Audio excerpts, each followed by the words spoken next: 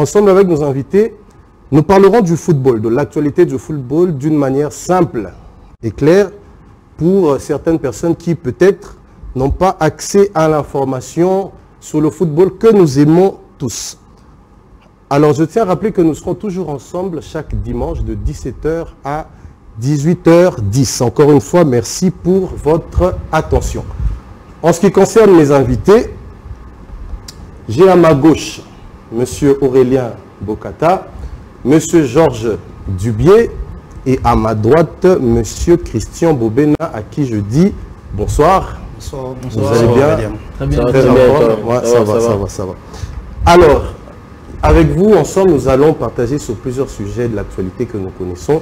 Forcément, l'attirage de la Ligue des Champions, le problème de la famille Pogba, la prise de tête de Mbappé et Neymar, la forme actuelle de CR7, la forme aussi du Barça qui a quand même souffert pendant quelques années, et les conséquences aussi sur les départs de quelques joueurs du Real de Madrid, et pour finir, le problème lié au championnat congolais. Parlons de l'attirage de la Ligue des Champions. Je vais commencer avec vous, Monsieur Christian. Quel est votre avis face à cette situation ou face à ce résultat lié au tirage de la Ligue des Champions? Je crois que forcément il y a des attentes. Au niveau, il y a des équipes qui tous les ans comme ça sont obligées d'être toujours là. Tous les ans, la Champions League, c'est... Une question me vient en tête. Est-ce un malheur pour le Barça? Vous comprenez ce que je veux dire? Parce qu'on retrouve encore... Il est dans un groupe très relevé avec le Bayern et l'Inter. Est-ce un malheur ou on peut considérer ça comme une situation normale? À mon avis, je ne pense pas que c'est un malheur. Parce que je me dis que un club comme le Barça, c'est un club de haut niveau. C'est un club qui a toujours disputé la Ligue des Champions, qui s'est battu contre toutes les plus grandes équipes. Et aujourd'hui, c'est un club qui se reconstruit. Et je pense qu'ils ont besoin de ce genre de challenge. Le Barça il y a 2 ans, il y a une année, c'est pas le même Barça qu'il y a aujourd'hui. Ils ont investi de l'argent pour des nouveaux joueurs, ils ont changé leur structure. Et je pense qu'aujourd'hui, ils doivent se confronter à des clubs comme le Bayern qui ont une stabilité légendaire sur... En termes de souvenirs, c'est pas compliqué? Non, ils peuvent faire face aujourd'hui, avec l'arrivée de Xavi, de Lewandowski, avec tous les joueurs qu'ils ont pu recruter. Je pense qu'ils peuvent faire face au Bayern. On ne doit pas aussi ignorer le poids de l'âge de Lewandowski. Non, je ne pense pas que ça soit vraiment un problème, parce qu'à 34 ans, il reste actuellement, c'est quand même le meilleur buteur. Donc je pense pas que... Et les Bayern, c'est quand même une équipe qui connaît assez bien. Je ne pense pas que ça soit un problème. Pas du tout, non. Est-ce que nous n'allons pas rencontrer le même problème qu'a subi Paris en recrutant des joueurs pour gagner la Ligue des Champions, et après, ça se passe très mal? Ils ont raté, je crois, ils ont même perdu en demi-finale, non? Quart de finale. Ils perdent la finale. Ils perdent la finale contre le Bayern. Voilà. Et là, si par malheur le Barça rencontre le même problème, on se dit qu'avec Lewandowski, il est possible qu'on gagne des matchs, il est possible que quelque chose de bon se présente et que cela n'arrive pas. À mon sens, je crois que les contextes sont totalement différents.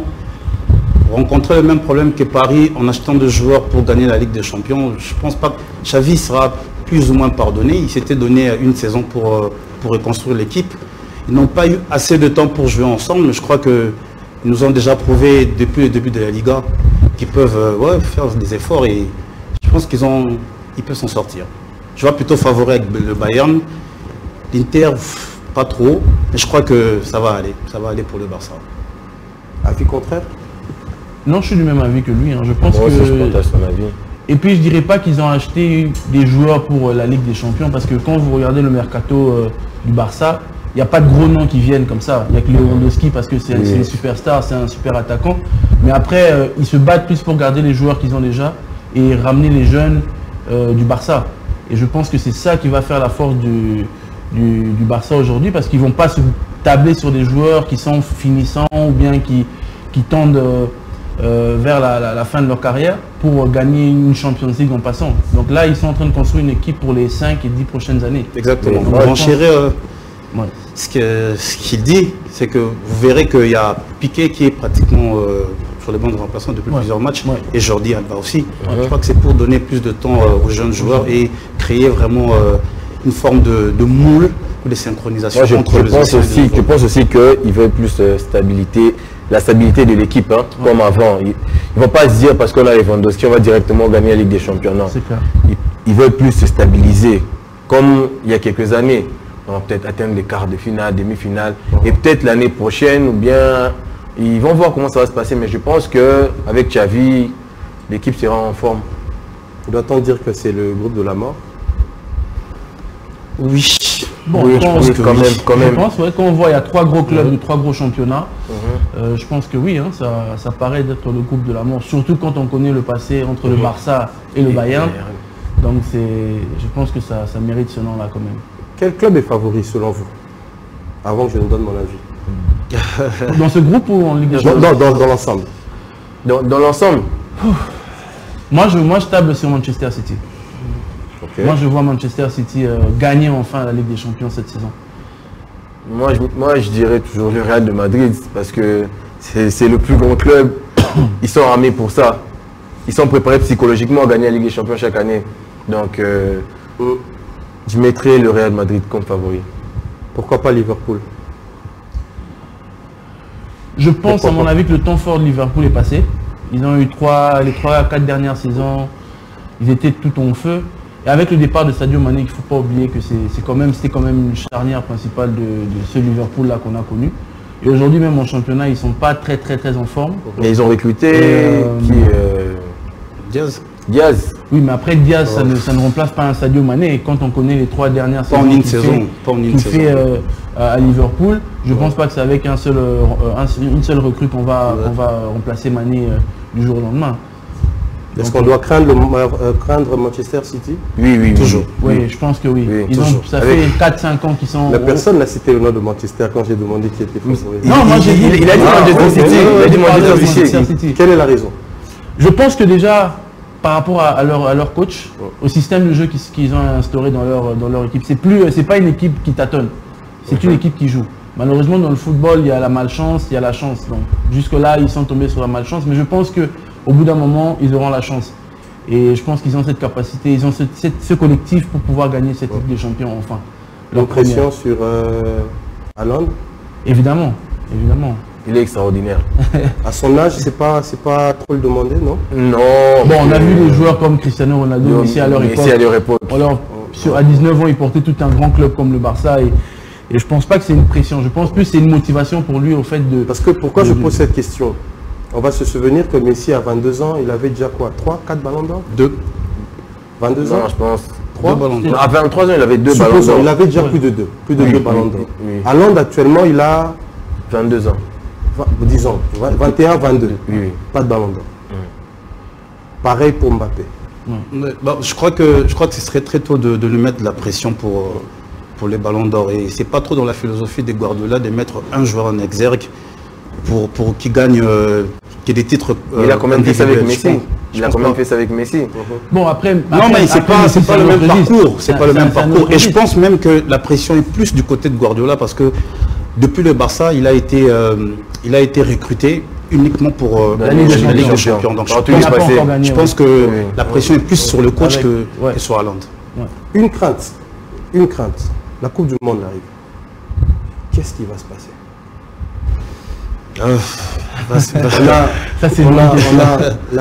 On a les championnats, on a la Ligue des Champions, on a la Coupe du Monde. Moi je crains plutôt qu'en deuxième partie de grands championnats, qu'il y ait des joueurs qui lèvent le pied pour peur de blessure et tout. Je ne pense pas qu'on ait des fins de saison aussi passionnantes parce que beaucoup vont se préserver. Mais après, bon, ça reste la Coupe du Monde. Bon, moi, je pense qu'il y a des joueurs qui pensent plus à la Coupe du Monde maintenant. Par exemple, Lionel Messi, Cristiano Ronaldo. Ils n'ont plus vraiment grand-chose à prouver en Ligue des Champions. Donc, déjà que Ronaldo ne sera pas en Ligue des Champions. Donc, il y a des joueurs comme ça et des joueurs mythiques comme ça qui vont plus se focaliser sur la Coupe du Monde. Après, les jeunes, je ne sais pas. Mais ça sera un peu chargé pour eux, vu que la Coupe du Monde, c'est au mois de novembre. On va voir comment les choses vont se passer. Et si on prend un exercice simple, groupe A, qui pourra quitter? À mon avis, Liverpool passe. Liverpool déjà. Après, j'hésite entre l'Ajax et Napoli. après, bon, Ça joue entre les trois. Ouais, après, bon, c'est le football, on ne sait jamais. Hein. Rangers, on ne calcule pas. D'office écarté. À mon avis, oui. Moi, j'écarte. C'est quand même compliqué. Parce que Napoli, c'est une très grande équipe. Ajax, on sait ce qu'ils font depuis toutes ces années, qu'ils sont en championnat, en Ligue des Champions. Je ne pense pas qu'ils vont être inquiétés par le club de Rangers. Donc oui, Liverpool, je les mets déjà devant. Ils peuvent deuxième comme premier, mais après, il y a l'Ajax ou Napoli qui va suivre. Si je ne me trompe pas, Rangers c'est en Champions League parce qu'il y a eu des équipes en Russie qui ont été suspendues. Disqualifiées. C'est comme ça qu'il a été récupéré. Donc je ne pense pas qu'il soit un réel danger pour les trois autres. Non, je pense qu'il va rester. Parce que la forme actuelle de Liverpool aussi n'est pas... Ils ont joué c'est un grand club. C'est un grand club. Je pense que Klopp aura les mots qu'il faut pour motiver ses joueurs. Et je pense même que le minimum pour Klopp, ce serait d'être qualifié directement. Le minimum. C'est le minimum. Il ne faut pas oublier que c'est la Ligue des Champions, c'est pas le championnat. Les équipes se transcendent toujours en Ligue des Champions. On voit des équipes, on l'a vu sur les 2-3 dernières années avec le Real de Madrid qui était en peine en championnat, mais qui a gagné la Ligue des Champions 3-4 fois d'affilée. Donc je me dis que le championnat et la Ligue des Champions, je pense que c'est toujours deux mondes différents. Donc je ne vais pas m'inquiéter pour l'intensité n'est pas pareille. Pas du tout. L'état d'esprit surtout. Avec les surtout. Ok. B. Porto, je suppose déjà avec l'absence de Chancel Mbemba. C'est déjà compliqué. Ça reste une institution. Une grande institution. Oui, mais quand je dirais pas le cœur, mais quand bon, c'est vrai que le poids qu'il a porté à Porto, défensivement, était très important. Mais je pense qu'après, s'il le laisse partir, ils ont sûrement eu à le remplacer d'une manière ou d'une autre. Donc, comme il dit, c'est une institution. Donc, il se prépare pour ça. C'est pas, il tâtonne pas. Je vois bien Atlético et Porto. Pareil. Atlético, Porto. Oui, pareil. Bon, je néglige pas Leverkusen, moi. Je pense que ils sont pas mal. Pas mal. Ils peuvent se débrouiller pour faire quelque chose. Pour les 5 premières places en championnat allemand, qui est très très relevé comme championnat. Donc je pense que oui. Ils peuvent créer la surprise pour toi. Ils peuvent créer la surprise à mon avis. Mais après, je pense que Porto et Atlético restent les favoris du groupe. Groupe C. Bon, je prends les deux premiers, Bayern, Barça. Bayern, Barça. L'Inter, il n'y a pas grand chose, non? Inter, ils sont costauds. Je pense qu'il faudrait quand même craindre l'Inter, mais le Bayern et le Barça... Pas au point d'écarter le Barça, le point d'écarter Bayern. Malgré que le Barça n'est pas dans sa forme du siècle, mais je pense que ça reste quand même le Barça. Ça reste le Barça, ils peuvent faire des miracles. Le D. D avec... Moi je dis Marseille. Ouais, moi je vais pour Marseille parce que je suis Marseillais de cœur. Oui, moi aussi je suis Marseillais de cœur, je dirais Tottenham et Marseille. Je dirais Tottenham, Marseille, oui. Je vois Tottenham et Francfort. Et Sporting, pardon. Sporting, ouais. Sporting, mais moi je dis pas. Je vois Tottenham et Sporting. Bon, c'est quand même un grand club du Portugal qui a pas mal de bons joueurs, mais je pense que Tottenham avec Harry Kane. Avec Harry Kane, avec Son, ils sont favoris. Après, bon, comme je suis Marseille de cœur, je vais choisir Marseille. Le E. Milan-Chelsea. Voilà, c'est clair. Milan-Chelsea. Milan a très bien débuté cette saison. Et je pense que voilà, ça va aller. Milan-Chelsea. Ouais, Milan-Chelsea. Chelsea, ils sont en forme, donc ça va. Ok. Le F. Real Leipzig, pour moi. Real Leipzig. C'est mon avis aussi. C'est rapide la décision. Hein. Le G. C'est bon aussi. Hein. Manchester Mais City déjà. Mais Séville, quand même. Moi non plus, je ne capte pas Séville. Quand même, Dortmund. Ok. H. PSG. PSG, Juventus. PSG, bien sûr. PSG. Non. Ces dernières années, la Juventus nous a souvent déçus en Ligue des Champions. Donc, je n'écarte pas totalement Benfica. Okay. Donc, je sais pas, je dirais PSG. Après, ça va jouer entre Benfica et Juventus. Benfica et Juventus, parce que Benfica, ils ont été quand même quart de finaliste l'année passée. Oui, donc faut pas négliger la Juventus. C'est plus la même Juventus d'il y a 5-6 ans. Donc, maintenant, il faudrait pas oublier, c'est pas le nom qui doit nous faire rêver, mais c'est le contenu. Ce que je veux dire, c'est les joueurs. Voilà ce que je suis en train de dire. La Juventus, je ne sais pas quoi penser de la Juventus aujourd'hui. Donc, je dirais PSG, Benfica. Ok, merci monsieur. C'est noté. Nous allons revenir sur ça. dans les prochains jours. Hein. Il y aura un jour après les éliminations. Ouais, c'est déjà pour la semaine prochaine. Je vais vous rappeler vos pronostics. Il n'y a pas de problème. Alors, on va passer sur le deuxième point. Comme vous le savez tous ici, la famille Pogba traverse une période très compliquée. Je me pose la question si ces problèmes peuvent arriver à nos joueurs congolais qui évoluent peut-être ici à Kinshasa. Mais comme tout, je dirais, bantou africain, c'est compliqué. Qu'est-ce qu'on peut se dire par rapport à ce sujet? On reste dans un contexte où un frère est en conflit avec son petit frère. Bon, moi, je lance le débat comme ça en disant que c'est pour des problèmes liés à l'argent. Oui. À l'argent. Et à la jalousie, il faudrait rajouter Mais ça. pourquoi, si on doit se référer à la Coupe du Monde, célébration, pour après sortir cette image de manière brusque, et il faut imaginer le nombre d'abonnés que son frère a eu à ramasser, uniquement sur une vidéo compliquée. Imaginez cette famille, ils ont célébré, parce que leur frère a réussi. Ensemble, oui. Mais comment expliquer que nous pouvons arriver à une situation pareille? Faudrait déjà rappeler ce qui s'est passé. Hein. Je crois que c'est pas nouveau dans le monde du football. Hein. Il y a tellement à ramasser, il y a tellement d'argent.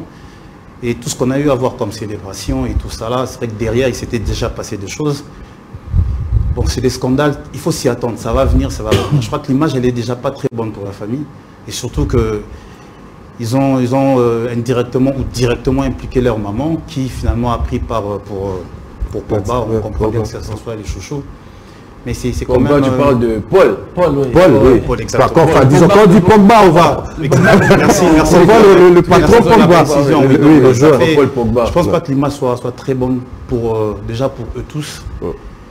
Malheureusement, une affaire d'argent, d'arnaque, tout ça, là, bon. Je crois que c'est mal parti, et surtout qu'il y a une Coupe du Monde devant pour son jeune frère. Il ne faut pas oublier qu'il est blessé, hein, Pogba, actuellement. Mais je ne pense pas qu'il sera non plus en forme pour la Coupe du Monde. Ce que je trouve dommage aussi, c'est que après ils commencent à parler d'où ils ont grandi, la cité, tout ça. Ça ne donne pas une très bonne image de la cité d'où ils ont grandi. Apparemment, on essaie de le raqueter, son frère était pour lui, après lui, il a donné des explications. Je comprends pas. Parce que avant il était passé dans une émission où il disait qu'ils étaient soudés, qu'il n'y avait pas de jalousie. Je comprends, je sais pas ce qui s'est passé. Le fin fond du problème. Est-ce que vous pensez que la presse peut faciliter en ce qui concerne la gestion de ce problème?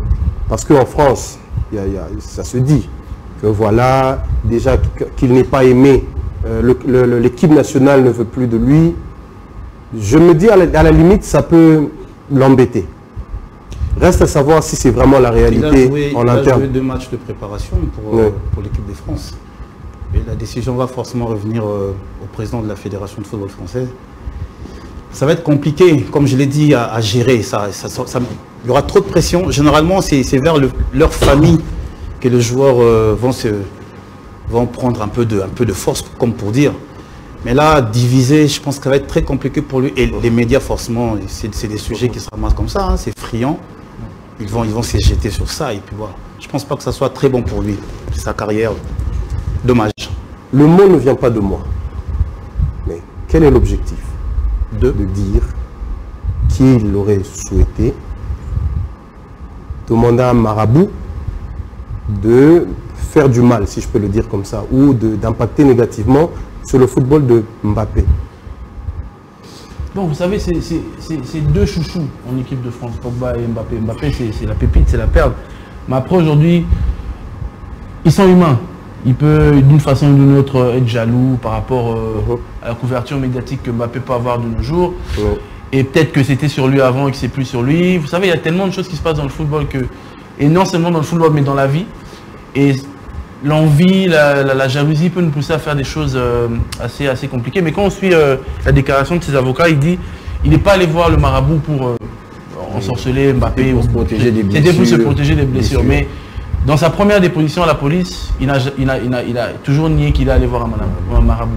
C'est après la déclaration de son frère qu'il affirme avoir été voir un marabout, mais pour se protéger lui des blessures. Donc c'est une histoire, je pense qu'il faudra attendre le dénouement pour pouvoir se donner son avis. Ils ne sont pas amis non plus. Hein. Bon, ils sont la même équipe qu'on l'a marqué.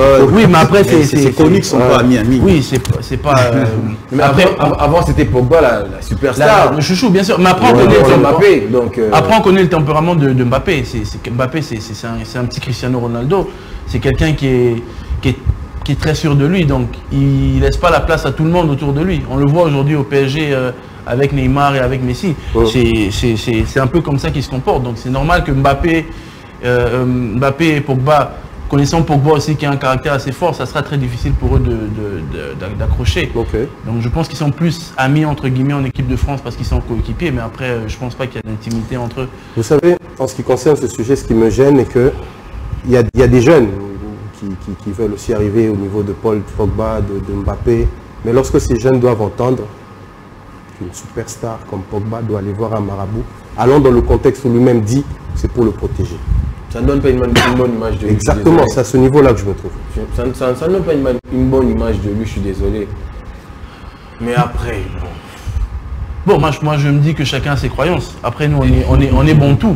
Mais il est musulman. Non, il est musulman, je ne refuse pas, mais après il est guinéen d'origine. On sait tous ce qui se passe en Guinée. Là-bas, c'est pas quelque chose qui... On ne le fait pas derrière la maison.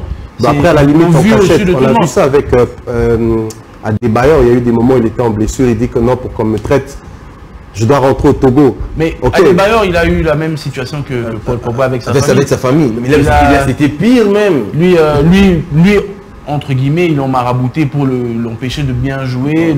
Il voulait le tuer. Oui, il a été obligé. Voilà, il a fait une interview fleuve sur ça, où il s'explique et tout. Donc c'est des cas qu'on a malheureusement je pense que dans le football en général, mais plus du côté africain. Peu importe que tu sois français ou quoi, mais tant que tu es d'origine africaine, il y a cette mentalité et je pense que c'est quelque chose qui est là. Aujourd'hui peut-être c'est parce que c'est Pogba, ça éclate, mais je pense qu'il y a beaucoup de joueurs de Ligue 2, peut-être Ligue 1 ou bien la Liga 2 qui ont subi ce genre de choses. Mais on n'en parle pas parce que c'est pas des superstars. Aujourd'hui c'est Pogba, c'est tout le monde qui en parle. Donc je pense que c'est quelque chose qui existe déjà, donc on découvre juste le dessous de certaines histoires qu'il y a dans le football malheureusement. Et nous pouvons nous attendre à quoi comme sanction de Pogba, selon vous? Parce que je ne sais pas, à mon avis, on peut... Je ne sais pas. Généralement, il y a Noël Le Graft qui est le président de la Fédération française de football, qui s'est toujours aligné du côté de la justice. Je pense que s'il n'y a aucun problème sur le terrain pour Pogba et aucun problème en justice, je pense qu'il va venir. Je pense même quand on regarde l'interview de Noël Le Graët qu'il a fait, il soutient ouvertement pour Pogba tant que la justice n'a pas condamné. Et on l'a vu avec Benzema. Quand il a été blanchi entre guillemets par la justice, Noël Le Graët a dit qu'il n'y a plus de problème pour que Benzema se retrouve en équipe de France. Actuellement, il n'est pas au top de sa forme physiquement. Déjà, son football n'est plus aussi flamboyant qu'avant. Oui, ça fait quelques années. Et avec ce problème encore, je crains le pire. Je crains le pire. S'il était au top de sa forme physiquement, ça pourrait passer. Ouais. Mais comme ce n'est plus le même Paul Pogba d'il y a 4-5 ans, effectivement, avec ce genre de problème, je crains le pire. Mais il ne faut pas oublier, il y a Didier Deschamps il est très souvent nostalgique vis-à-vis de ces joueurs. Ce genre de cas. Voilà, il change très rarement son ossature parce que déjà, il faudrait voir en équipe de France qui est capable aujourd'hui de prendre la place de Pogba. Mais il y a beaucoup de joueurs aujourd'hui. Comme qui il y a Tchouaméni. Ah ben Tchouaméni n'a pas prouvé. Un problème d'expérience aussi, je crois. Voilà, dire qu'il vient en titulaire en Coupe du Monde. Je ne vois pas Tchouaméni débuter comme ça. Mais il n'est pas au top de sa forme. Non, mais n'empêche qu'il a quand même été rappelé en équipe de France. Voilà, et il a joué 2 matchs. Là, c'est Didier Deschamps quand il a ses poulains. Justement, c'est ce que je suis en train de dire. C'est difficile pour lui de lâcher ses poulins. C'est ce que je suis en train de dire. Si à chaque fois on doit revenir sur ce terme parce qu'après ça peut avoir des impacts au top de la forme ou pas, il ne faut pas oublier que ça reste quand même Paul Pogba. Tout joueur est remplaçable. Voilà, tout joueur est remplaçable, mais je pense qu'il y a quand même ce côté-là où magique, c'est Paul Pogba. Il peut avoir cette étincelle en un match, etc. Et voilà, mais je pense que quand même, avec cette affaire, moi je pense qu'il faudrait attendre le dénouement de la justice pour savoir effectivement les parts de responsabilité de ses frères ou de lui-même. Pour pouvoir le juger, je pense. Parce que dire qu'il n'est pas en forme, ça soit peut-être pour nous, mais je pense pas que ça soit suffisant pour Didier Deschamps de dire que voilà, je le laisse à la maison. Ouais. Ok, on croise les doigts, on souhaite les bonnes choses à Pogba, surtout pour sa carrière, sinon ça sera très compliqué. Ouais. Parlons de la forme de CR7. CR7, autrefois superstar au Real. Question de forme, maintenant c'est très business, compliqué. Je sais pas. Et bizarrement, le chemin par où il est passé, il décide de faire le même chemin pour son retour. Là, il est à Manchester, après il ira où? Bon, il a toujours dit qu'il allait finir sa carrière au Benfica, là où il a commencé. Au Sporting, pardon, Portugal. Là où il a commencé. Donc... Mais ça c'est plus passé parce qu'il a... Bon, il paraîtrait qu'il était contacté. Non, après ils ont démenti l'information. Mais je pense que Cristiano Ronaldo, c'est un joueur génial. Pour moi, c'est parmi les 2 meilleurs joueurs du monde. Mais il y a ce caractère de Cristiano Ronaldo, la superstar. Le garçon têtu, etc. Mais après, ce qu'il a sauvé, ou disons ce qu'il a épargné, tous ces déboires aujourd'hui, je pense que c'était quelqu'un que tu mets sur le terrain, en fin de saison, il a 50-60 buts. Aujourd'hui, il n'est plus capable de reproduire ça. Du coup, il y a des équipes comme Manchester aujourd'hui qui essayent de se reconstruire. Ils savent qu'ils ne vont pas pouvoir se reconstruire autour d'un Cristiano Ronaldo. Parce que c'est plus le même joueur qu'il y a 4-5 ans. Donc du coup, il n'a plus cette influence dans le jeu qu'il avait avant. Donc aujourd'hui, ce que Cristiano Ronaldo dit, il y a un coach comme Erik ten Hag qui dit non, vas-y, tu t'assois sur le banc. Et voilà, je pense que c'est... Malheureusement, c'est ça la fin de carrière d'un joueur, quoi. Il a quand même 37 ans. Donc je pense que c'est un véritable malheur pour lui. Non, je ne suis pas d'accord. Parce que s'il est aujourd'hui remplaçant, c'est pas parce qu'il était en méforme. C'est simplement parce que voilà, Manchester a envie de construire une équipe. Et quand un joueur est entre plusieurs sollicitations, qui ne veut pas accepter la situation du club aujourd'hui, parce que la quête de Cristiano aujourd'hui, c'est de jouer la Champions League. Il va de porte en porte comme ça avec son agent pour chercher des clubs où il peut jouer en Champions League. Je ne pense pas que ce soit une question de forme parce que on va pas oublier, la saison passée, il était pratiquement le meilleur joueur de Manchester. Ouais, au début. Aujourd'hui, s'il est remplaçant, c'est seulement parce que voilà, avec un coach qui vient, qui veut reconstruire, on ne veut pas de joueurs caméléon, si je dois appeler ça comme ça. Donc forcément, il est remplacé. Par exemple, il y a Casemiro qui vient et le coach qui dit voilà, Casemiro doit rester sur le banc parce que il faut un temps d'adaptation. Il y a Anthony qui vient, blessé pendant la pré-saison avec l'Ajax, mais qui est quand même titulaire.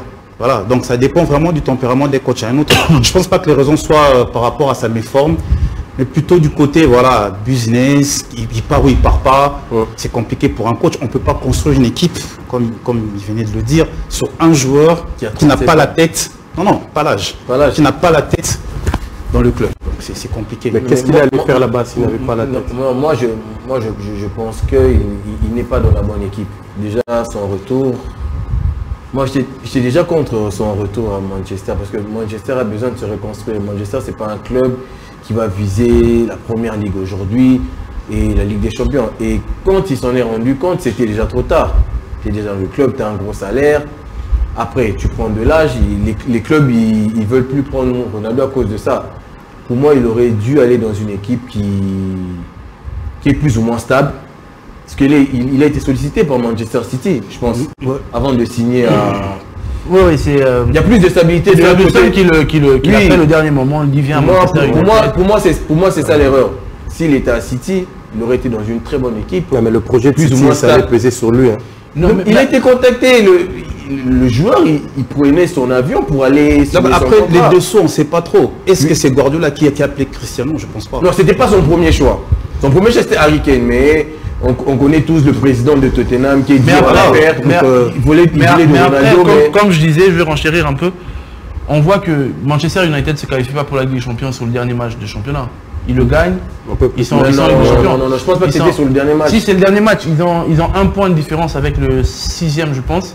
S'ils gagnent leur match, ils sont en Ligue des Champions. Et c'est à ce moment que Cristiano n'a jamais dit qu'il voulait partir. C'est à ce moment-là, quand il se rend compte que ok, Manchester n'est pas en Ligue des Champions, lui il veut jouer à la Ligue des Champions. Mais après, comme je dis, je reviens à ce qu'on dit. Cristiano Ronaldo, c'est une superstar. Aujourd'hui, ce qu'il était hier, c'est pas ce qu'il était aujourd'hui. Quand on a des clubs comme le Paris Saint-Germain qui se permettent de refuser Cristiano Ronaldo, ou encore le Bayern, ça en dit long. Il y a 2 ans, qui ne va pas sauter sur Cristiano Ronaldo pour peut-être 30 millions d'euros? Aujourd'hui, tu as des clubs comme le PSG qui refusent de prendre Cristiano. Tu as d'autres clubs qui devraient normalement se jeter sur lui, mais qui ne le prennent pas. Pourquoi? Parce qu'ils savent le problème, ou bien l'impact qu'il peut avoir sur un groupe quand il n'est pas dans les meilleures conditions. Et je pense que c'est tout ça que les clubs ne veulent pas gérer. Non, et c'est je pense que certains clubs en font un peu de trop. Le mec, c'est un professionnel. Tout le monde sait que Ronaldo, c'est un professionnel. C'est juste que il y a des coachs qui se disent non, s'il vient, il sera compliqué pour nous de gérer un vestiaire où il y a Cristiano Ronaldo, tout ça. Mais c'est un professionnel. Tu as Ronaldo dans ton équipe. Tu as des bons joueurs autour, le mec, même à 37 ans, il peut te mettre en 30-40 buts. Hein. Mais son état d'esprit actuellement... Non, mais c'est un gagnant. C'est un gagnant. Non, ce que je veux dire, c'est quoi? C'est un gagnant, c'est un champion, c'est un professionnel, je ne refuse pas. Mais ce que je veux dire aujourd'hui, à l'époque, il pouvait faire tous les caprices qu'il voulait. Il sait qu'il va répondre sur le terrain avec 50-60 buts en fin de saison, vous donner la Ligue des Champions. Aujourd'hui, c'est quelque chose, je suis désolé, que ce soit lui ou que ce soit Messi, ils ne peuvent plus le faire. Donc, il y a certains caprices que avant on supportait parce qu'on sait que bon, c'est pas grave, tu es sur le terrain, marque tes buts, c'est pas grave, on met de côté. Mais aujourd'hui, tu n'apportes plus cette assurance-là au club. Ils vont pas vouloir prendre ces risques-là de mettre un Cristiano Ronaldo qui peut tenir tête à n'importe quel entraîneur aujourd'hui au monde. Donc, c'est assez compliqué pour lui d'un point de vue, je pense pas professionnel, mais plus personnel. L'image. Voilà, il n'est pas bien dans sa peau, il sent un manque de respect d'une certaine façon. Tu as un nouvel entraîneur qui vient, qui te prend toi, Cristiano Ronaldo, il te met sur le banc. Tu as Anthony, comme tu as dit, qui était blessé en pré-saison avec l'Ajax, qui arrive aujourd'hui les titulaires, même s'il marque un but d'ailleurs. Mais bon, ça reste Cristiano Ronaldo. Je pense qu'il a besoin de ce respect-là. Aujourd'hui, il ne va pas jouer la Ligue des Champions. Et je pense que c'est la première fois en quoi, 15, 16, 17 ans 18 ans. Mais dans ce respect, à quoi sert? Bon, supposons, on veut respecter Cristiano, il commence le match, il finit, il ne marque pas. Le même Cristiano, oui, c'est ce que je veux dire, mais quand il le répète plus d'une fois et que le même Cristiano entre à la 70e minute, ça ne devrait pas être une raison. L'âge, non. Ce que l'équipe veut, c'est le résultat. Lorsqu'il entre à la 70e minute, on a vu ça encore hier, c'est compliqué. C'est compliqué. Il ne sait rien produire. Non, bon, je veux pas vous couper. En fait, ce que je veux dire, c'est quoi? Cristiano Ronaldo, s'il n'est pas performant actuellement, c'est parce qu'il n'est pas bien dans sa peau. Est-ce que Cristiano n'est pas performant? C'est ça. Moi, je reviens sur ça. Moi, je reviens de quoi? Il n'est pas dans la bonne équipe. Moi, je dis qu'il n'est pas dans la bonne équipe. Il n'est plus précis dans ses faits. C'était le meilleur attaquant de la saison passée. On est à la Manchester. On est à la 5e journée, je pense, où il n'a pas encore été, voilà, où il n'a pas encore été titulaire. Sur base de quoi Cristiano n'est pas performant? Moi, je reviens sur ça. Je crois que la question, il faudrait qu'on recule un peu plus. Qu'est-ce qui a créé ce changement de celui qui était titulaire et aujourd'hui il devient remplaçant? C'est ce que c'est le coach. Moi, je venais de le dire. C'est Cristiano. À un certain moment, on ne doit pas oublier que c'est Cristiano. Peu importe le niveau du coach, on a connu des coachs qui à la limite, avaient peur de Cristiano. Je venais de le dire, Cristiano veut jouer la Champions League. Manchester n'est pas qualifié en Champions League. Cristiano veut partir. Il a manifesté son désir de partir. Quel est ce coach qui va construire une équipe autour d'un joueur qui veut partir? Cristiano, s'il est encore là, c'est parce qu'il y a des offres qui n'ont pas tenu. Si ça marchait, il ne serait plus à Manchester. Et là, on est même en train de parler du championnat turc. Parce que c'est fini partout. Vous voyez jusqu'où il peut aller. Je ne pense pas que ce soit une question de forme physique. Seulement, on ne peut plus... Même si Manchester était capable, même si Cristiano, aujourd'hui, Manchester était capable de construire une équipe sur lui, son désir de quitter Manchester et d'aller jouer dans un club qui joue la Champions League serait resté. Le problème, rien n'allait changer. Moi, je vois ça autrement, parce qu'on est dans un domaine de transfert. Supposons, disons comme ça, on est dans un domaine de transfert. Ça veut dire, lorsqu'on achète un joueur, on l'achète par rapport à son état actuel. Quelle est cette équipe qui va acheter Cristiano s'il continue de jouer ce football-là? Je ne vois pas. On ne va pas acheter un joueur parce qu'on se dit c'est Cristiano. Mais si, l'année passée, il y a eu Manchester United City, pardon, et le PSG. Oui, mais avec quel critère, avec quel résultat que Cristiano a produit l'année d'avant. Non, mais il faut pas. C'était le meilleur buteur. Non, mais c'était le meilleur buteur. Il a fini combien de fois meilleur buteur en championnat depuis qu'il est venu en Italie? Il faut pas. Là où je dis, c'est Cristiano Ronaldo, c'est tout ce que vous voulez, mais ça reste un gros capricieux. Pourquoi? On se rappelle que le Real de Madrid le laisse partir au top de sa forme. Ils viennent de gagner la Ligue des Champions, ils viennent de tout gagner, ils le laissent partir. Et quand on pose la question quelques temps après à Florentino Pérez, il dit qu'il a besoin d'une nouvelle équipe et que Cristiano ne faisait pas partie de ses plans. Et on regarde... La moyenne de l'âge. Voilà, c'était même pas par rapport à l'âge, c'était par rapport au fait l'impact que Cristiano Ronaldo peut avoir sur une équipe quand il n'est pas performant. Tout comme quand il est performant, il a un impact très fort sur l'équipe. Cristiano est parti du Real, il n'était pas en méforme. C'est ce que je dis. Justement, il était en bonne forme. Si un club comme le Real de Madrid laisse partir Cristiano Ronaldo au top de sa forme, il vient de gagner une Ligue des Champions, il vient de faire un triplé ou un quadruplé. Mais le problème, c'était lui, déjà. Voilà, je reviens à ce que je suis en train de dire. Le Real gagne sa troisième Ligue des Champions, ils nous sortent un discours comme quoi c'était bien de jouer ici. Ça passe pas avec Florentino Pérez. Et après, tu peux être Cristiano Ronaldo, t'as 5 ballons d'or, mais ça passe pas. Et tiens à son respect. Quand tu sors ce genre de discours, pendant que ton club est en train de fêter sa 13e Ligue des Champions. Mais après, les dessous de l'histoire, c'est qu'il voulait être payé autant que Messi. C'était ça le vrai problème. Il voulait qu'on revoie son contrat parce qu'il avait une année encore. Il voulait qu'on revoie son contrat. À la même époque que Messi. Par contre, là, je suis pas laissé partir gratuitement. Il a dit, si je ne veux pas renouveler, tu termines ton contrat, tu pars gratuitement. Bon, après, Florentino Pérez, c'est un fin businessman. Il le vend à la Juventus pour le prix qu'il a acheté il y a 10 ans passés. Et voilà. Ça n'a pas impacté le Real tant que ça, le départ de Cristiano Ronaldo. Un tout petit peu, mais bon, le Real est une grande institution, oui, il y aura toujours des grands joueurs après. C'est comme ça que Florentino Pérez réfléchit. Moi, je pense que la faute, c'est à Cristiano Ronaldo. Il doit s'en prendre à lui-même. Mais oui, bien sûr, il aurait dû restaurer peut-être 2 saisons, peut-être une saison après. Ouais. Non, mais il y a, vous savez, quand il faut qu'un joueur signe un contrat, il y a beaucoup de choses qui se passent derrière. Il y a des sponsors, il y a l'image de joueur. Vous savez, il y a des sponsors qui te disent, voilà, nous on reste avec toi si ton équipe continue à jouer la Champions League. C'est des contrats. Ouais, ça c'est pour des joueurs lambda aujourd'hui.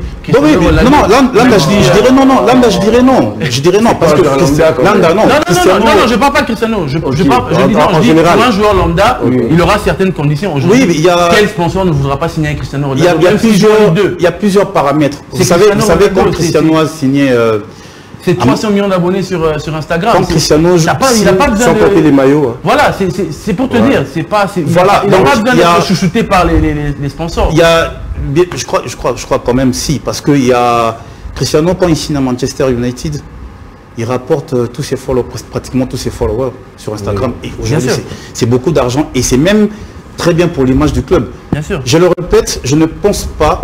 C'est vrai que Cristiano n'est pas ce joueur aujourd'hui sur qui on peut construire une équipe. Mais je ne pense pas que le problème qu'il connaît actuellement est dû à sa forme physique. Parce qu'il y a déjà des images. C'est quoi la raison? C'est quoi? Mais, comme je l'ai dit, la raison, il ne veut plus rester dans une équipe qui ne joue pas la Champions League. Il a dit, il a fait savoir. Sinon, il serait resté. Mon problème se trouve à ce niveau-là. Parce que s'il continue comme ça, je ne vois pas un club qui va l'acheter lorsqu'il n'a pas de résultat. Je viens acheter Cristiano, mais il a 2 buts en championnat. Mais il doit attendre janvier. Mais le résultat. Non, mais il n'y avait pas les joueurs autour. Pardon, ça reste encore un autre problème. Ça reste encore un autre problème. C'est pas Cristiano Ronaldo le problème, c'est pas sa forme physique, c'est pas sa forme. Non, mais justement, quand tu fais venir un joueur comme Cristiano Ronaldo dans ton équipe, t'as pas besoin de gens autour. Non, laisse-moi finir. Non, laisse-moi finir. Ça reste Cristiano. Quand il vient, c'est pour d'office t'apporter quelque chose de plus. Ça, c'est clair et net. Ça faisait combien d'années qu'un joueur de Manchester United n'avait plus marqué plus de 18 buts en championnat? Non, justement. On parle, là, Il a 36, 37 ans, il met 18 buts, vous qualifiez. Non, là tu parles d'un joueur de Manchester, mais là on parle de Cristiano Ronaldo, c'est tout à fait normal.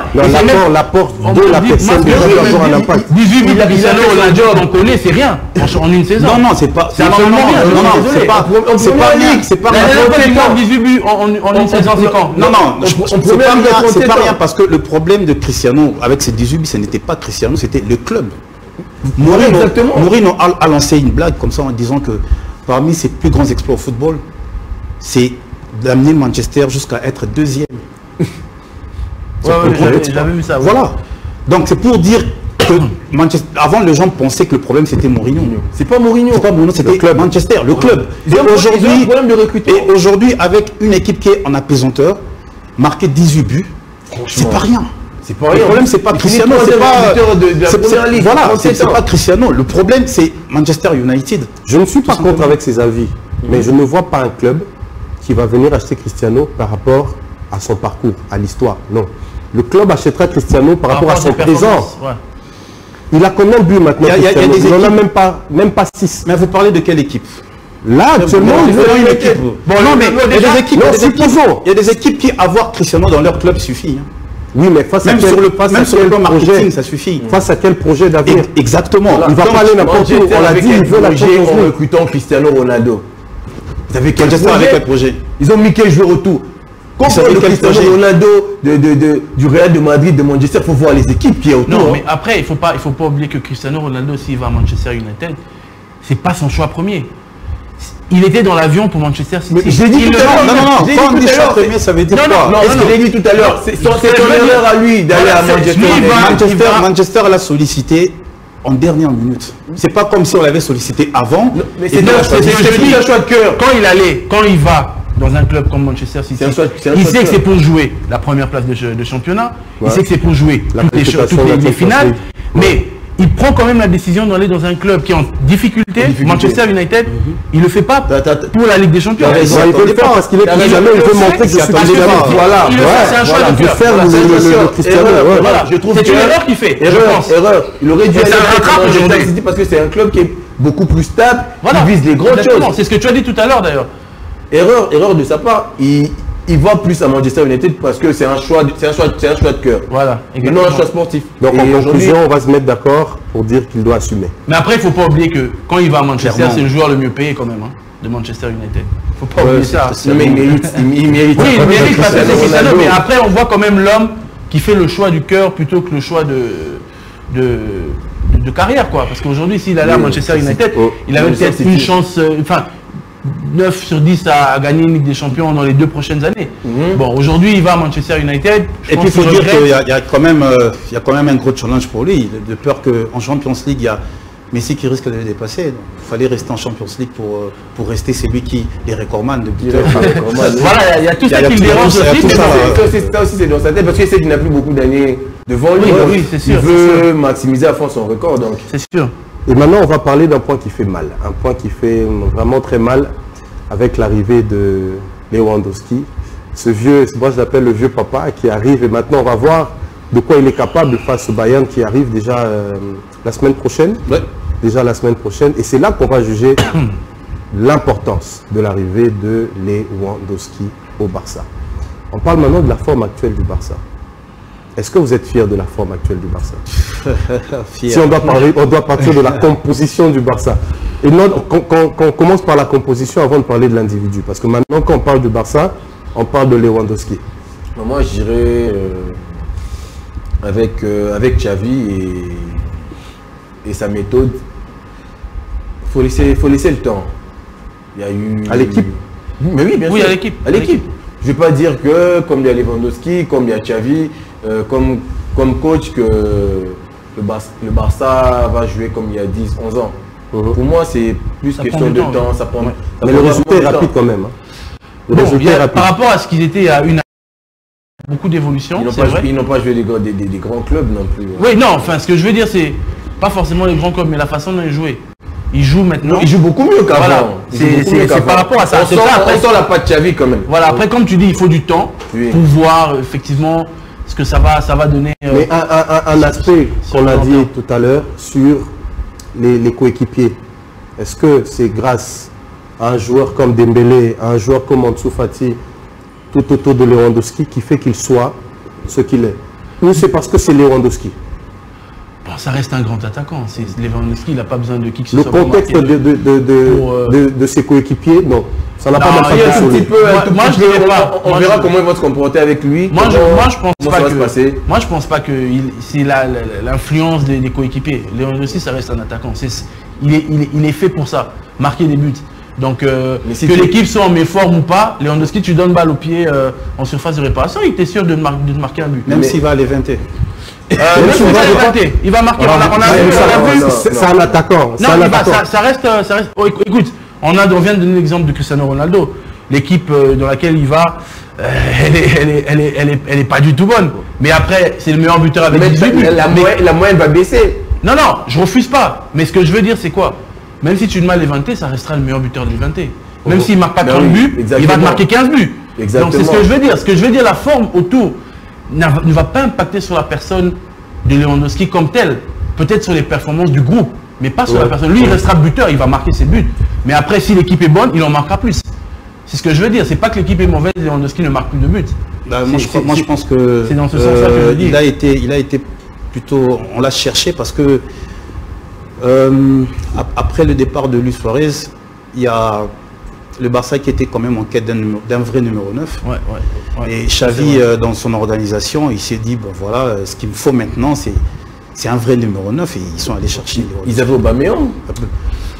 Bon, oui, mais Aubameyang par rapport à Lewandowski quand même. Non, il n'était pas mauvais son départ quand même. Oui, c'est bien contre Lewandowski, mais il était bon. Ça, c'est vrai. Il a fait son boulot. Il était bon. C'est vrai. Ça, c'est vrai. Mais après, Aubameyang, c'est pas un attaquant qui va te mettre 30 buts en fin de saison. Voilà, exactement. Lewandowski te met 30 buts en fin de saison facilement. Aubameyang, c'est vrai, il va te marquer 16 buts. Mais c'est pas Lewandowski en fait. C'est de ça qu'on parle. On parle de Lewandowski, on parle pas de... Donc à la limite, on ne devrait même pas comparer Aubameyang alors à Lewandowski. À mon avis, non. Ah non. À mon avis, non. Regarde le palmarès, regarde le nombre de buts. Voilà. On parle de quelqu'un qui a... Enfin, pour moi, il a gagné le Ballon d'Or en 2000... je suis d'accord avec ça. 2021, où on ne donne pas le Ballon d'Or. Mais c'est un Ballon d'Or pour moi. C'est pas... À la limite, je dirais qu'il a subi la même chose que Sadio. Quelque part. Non. Vous savez... Sadio, c'est pire. Non, il y a à boire et à manger dedans. Mais j'aimerais qu'on revienne un peu sur la composition.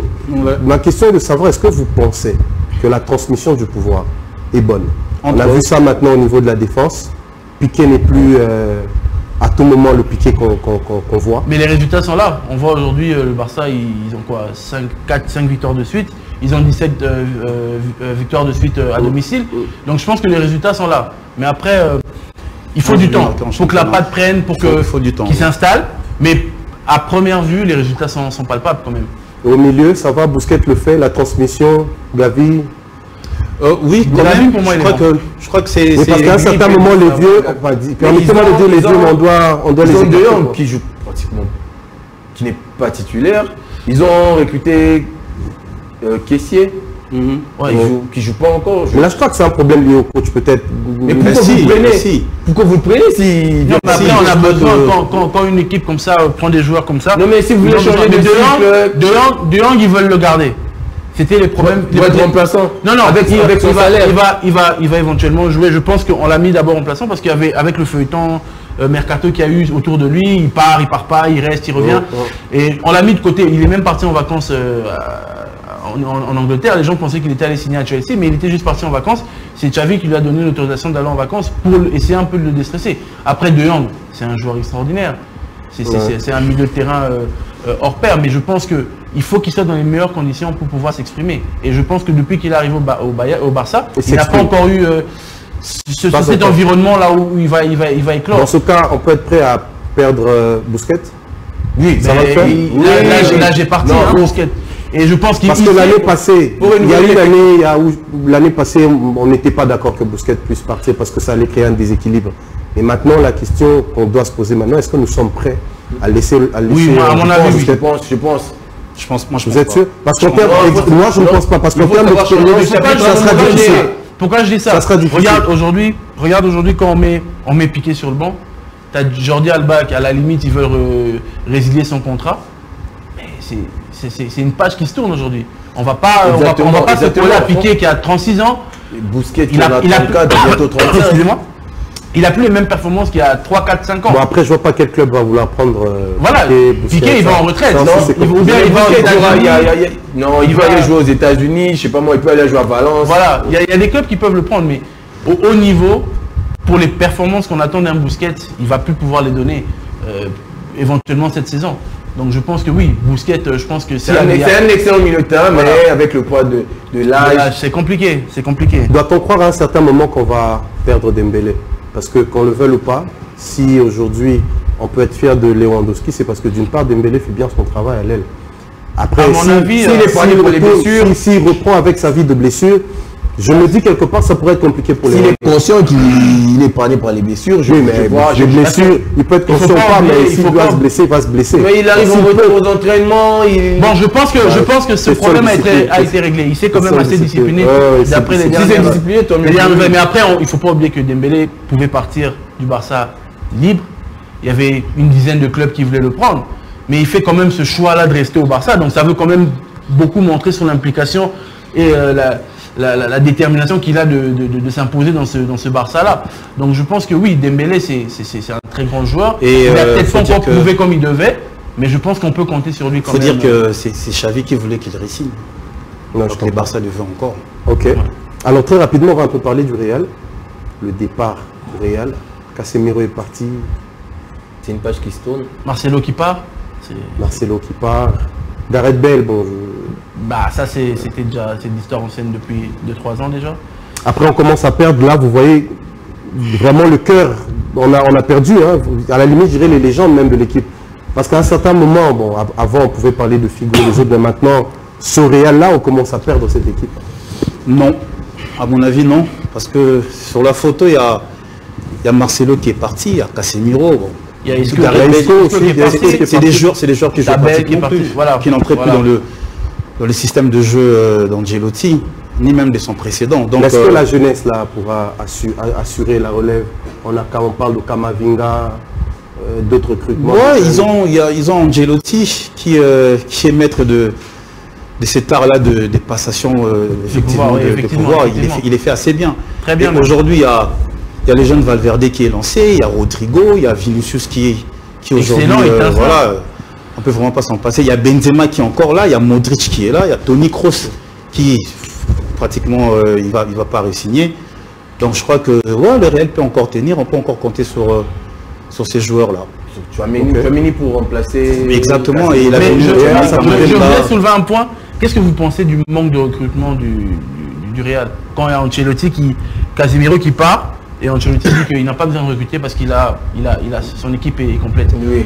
Il n'y a pas de risque pour un club comme le Real de Madrid qui joue tous les tableaux chaque saison de ne pas avoir de backup pour les milieux ou pour les défenseurs ou les attaquants même. Ils ont beaucoup de jeunes joueurs. Au milieu de terrain, ils ont Ceballos, ils ont Camavinga, ils ont Tchouaméni, ils ont Kroos, ils ont Valverde. Après, leur milieu actuel, Tchouaméni et Camavinga, ils ont moins de 22 ans. Donc du coup, c'est pas, il y a l'expérience qui joue beaucoup aussi, je pense à mon avis. Non, mais les deux joueurs, on va chuter rapidement.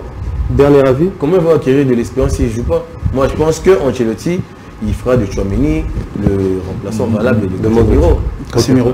Un mot rapidement sur le championnat congolais. C'est regrettable. Un mot rapidement sur le championnat congolais. On peut faire mieux. On peut faire mieux.